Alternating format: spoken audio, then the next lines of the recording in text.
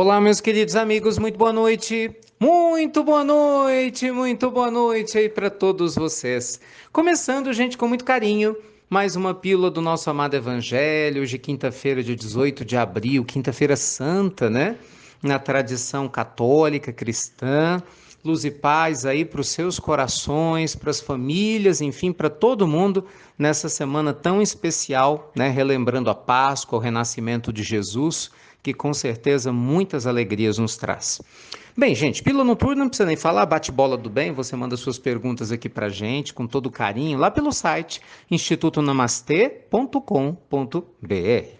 Hoje, pessoal, eu queria conversar com vocês a respeito de algumas perguntas que têm nos chegado sobre relacionamentos afetivos de pessoas que estão casadas há muitos anos e que sofrem um desgaste no decorrer do tempo. Um desgaste, seja ele natural, pelo próprio relacionamento ou por causa de uma série de dificuldades, né, que surgidas no meio do processo. Traições, problemas, né, de situações quase ditas irreconciliáveis por alguns e assim por diante. Mas o fato é que tem muita gente casada que já está há muito tempo junto com o marido, com a esposa, e lógico que a pessoa fica temerosa de jogar tudo para o alto para começar uma vida nova e ao mesmo tempo quer se sentir feliz, né? Não quer sair do casamento, mas ao mesmo tempo quer ser feliz e sente que o casamento não lhe traz mais felicidade. Então a pessoa se sente presa. Não são poucas as perguntas nesse sentido. Vamos conversar um pouquinho sobre isso hoje? Bem, primeira coisa, gente, que se diga é que um relacionamento afetivo, ele tem uma função muito específica na nossa existência. Nós, quando aceitamos nos relacionar com alguém durante muito tempo, a gente acaba se transformando testemunha ocular do desenvolvimento espiritual do outro e a outra pessoa do nosso. É uma parceria.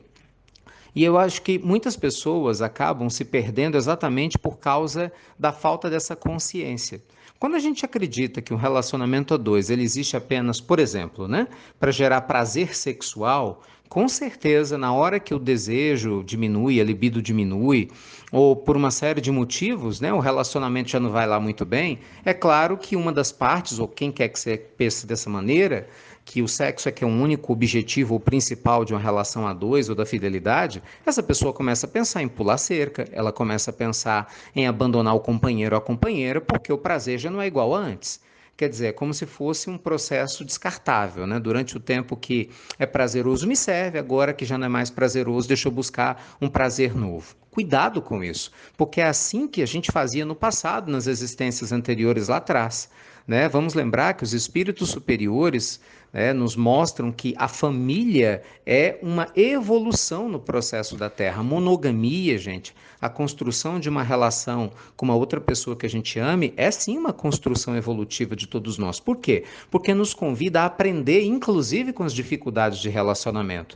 Nos convida a passar por diversas fases dentro da mesma relação, em que ora nós vamos ser o problema, ora talvez a causa de problema seja outra parte, mas numa relação saudável, seja qual for a hora, os dois estão se dando suporte e buscando o crescimento mútuo. É lógico, a bem da verdade, que isso não quer dizer que está todo mundo prisioneiro, né, de uma outra pessoa porque você casou com ela uma vez. Óbvio que não. Longe daqui criar esses sistemas de, se você se separou, divorciou, vai para o inferno, vai voltar numa próxima existência com outra pessoa, como muita gente fala por aí. Porque, gente, na lei de causa e efeito, só Deus que conhece os detalhes evolutivos de cada um de nós é que pode afirmar o que vai acontecer no dia de amanhã. O que não pode ocorrer jamais é a gente tratar na relação outras pessoas de uma maneira descartável. Né? Na hora da dificuldade, a pessoa pula fora, porque isso sim é algo muito complicado. Já imaginou se fosse o inverso? Hoje você descarta alguém, amanhã você entra numa nova relação, uma outra pessoa pode descartar você. E aliás, seria justo, concorda? Porque se você fez isso, né, com seu marido, sua esposa atualmente, por que não você não mereceria uma experiência semelhante no futuro? Então, nossa sugestão carinhosa, amparada na fala dos amigos superiores, é que nós devemos, gente, sempre buscar a renovação do nosso relacionamento, tanto quanto nos seja possível.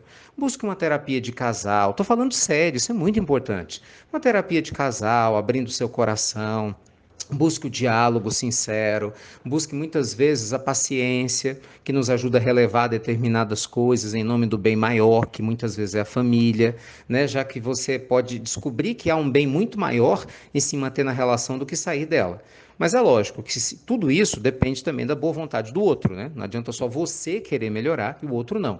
Procure trazer o evangelho para sua família. Nunca é demais comentar. Um lar que as pessoas fazem o evangelho no lar, é um lar mais estruturado. Recentemente eu conheci um casal do interior de Minas que eles me contavam, né? A esposa me dizendo, toda emocionada, que ela sempre escuta as pílulas do evangelho e sempre quis fazer o evangelho no lar, e o marido era mega resistente, não queria, e depois, tanta insistência dela, ele começou a fazer. E a vida a dois dele se transformou de uma maneira fantástica. E o que me deixou mais feliz ainda é que o marido estava ao lado da esposa quando ela estava me contando essa história, e ele concordava, dizendo, Ricardo, não deixa de falar do evangelho para ajudar nas questões conjugais, porque eu era resistente e hoje eu atesto como isso é importante para nós dois. Olha que legal, gente, que, né, feedback mais lindo, mais inspirador. Então vamos nos fazer, né, fazer o máximo possível para cuidar do relacionamento que a gente tem, porque é um tesouro, né, para todos nós. Porque se infelizmente lá na frente, seja por um motivo ou por outro, você decidir que não vale mais a pena, você pelo menos vai ter a consciência realmente tranquila de que você tentou todos os caminhos. Mas enquanto você não tiver essa certeza, essa clareza, não saia da relação, porque você vai sair pela metade. E aí começa aquela lenga-lenga de sai, volta, por causa da culpa que muita gente experimenta. Os casais que eu conheço que se separaram de verdade, se divorciaram e foram muito, muito felizes depois, foram pessoas que fizeram o máximo no relacionamento enquanto estavam nele. E ao se divorciar, apenas oficializaram aquilo que já estava feito, né? Assim como se refere Jesus no Evangelho. Então, qual que é a ideia? Faça a sua parte para que a sua consciência em contato com Deus possa ajudar a renovar o espírito da sua família. Vamos aproveitar esse espírito, né, de Páscoa, que traz uma energia maravilhosa para nos fortalecer nesse intuito, não é, meus amigos? Porque sempre uma separação é dolorosa, por mais justa que ela pareça, um divórcio é sempre doloroso, nunca é fácil. Então é a última alternativa que a gente procura. Mas, se um dia você vier procurar, que pelo menos você realmente tenha feito primeiro toda a sua parte. Aí só você e a sua consciência para saber, né, se você está cumprindo seu papel direitinho, tá bom? Que Deus abençoe a todos vocês. Linda quinta-feira. Obrigado, como sempre, por você compartilhar as pílulas do nosso amado Evangelho. Capricha, gente, é sério. Capricha no Evangelho no lar, na sua casa, porque isso é de um valor inestimável para a bênção e a evolução espiritual do lar que você tem. Tá bom? E baixa o aplicativo da gente, o IRM Oficial. Lembrando, para você nunca mais ficar sem receber as pílulas do Evangelho e poder compartilhá-las com as pessoas que você ama tanto. Tá bem? Fique então com Deus, luz e paz. E você já sabe, tá chegando, hein? Estreia do nosso novo programa Vida Leve, terça-feira, agora próxima, à noite, às 8 horas da noite, no nosso canal do YouTube. A gente aguarda lá. Fiquem com Deus e até breve. Até muito, meus amigos. Muito breve.